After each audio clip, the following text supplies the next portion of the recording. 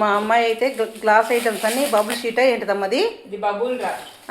దాంట్లో అయితే ప్యాక్ చేసుకొని వచ్చాము మేము. ఒక్కడు కూడా పగలలేదు. కానీ ఈ గ్లాస్ ఐటమ్ ఎంత జాగ్రత్తగా తీసుకొస్తే అంత జాగ్రత్తగా ఉంటాయి. మిడిల్ క్లాస్ ఇళ్ళలో ఉండే ఆస్తులు ఇవి అనమాట. గ్లాసు పింగాణి ఐటమ్స్ ఇవి మనం వాడుకోము. మన ఇంటికి ఎవరు రారు, ఎప్పుడో పుష్కరాలకు వస్తారు, ఎవరో ఇంటికి వస్తారని ఇవన్నీ ఎవరైనా గిఫ్ట్ ఇచ్చినా ఈ గ్లాస్ ఐటమే ఇస్తారు. ఇవేం చేసుకోవాలో అర్థం కాదు, ఉంచుకోలేము, పడేయలేము. ఇవే కాదు ఇంకా చాలా ఉన్నాయి. అవి పైన అట్టపెట్లో పడేస్తారు అనమాట. ఇవి రెగ్యులర్గా వాడేవి. ఇంకా మేమే కోకోకోలా థమ్స్అప్ తెచ్చుకొని తాగాలన్నమాట. సో ఇవి అవేమో కప్స్ ఇవన్నీ ఇలా ప్యాక్ చేస్తారు అనమాట నీట్గా. అందరిలోనూ ఇలానే ఉంటాయేమో కింద కామెంట్ చేయండి. మా ఇంట్లోనే అనుకుంటున్నా. ఇదిగో ఎప్పుడో చిన్నప్పుడు ఈ పింగాణి మా అమ్మ వండది. ఇది పింగాణి కాదు, గ్లాస్ ఐటమ్ అమ్మా. ఇవేమో హార్లిక్స్ ఫ్రీ వచ్చినాయి అనుకుంటా.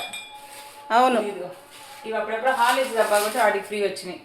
ఎందుకు ఉన్నాయి చాలా ఉన్నట్టు ఈ కప్పుల కోసం అమ్మ హార్లిక్స్ కొన్నది అప్పుడు. అంతే.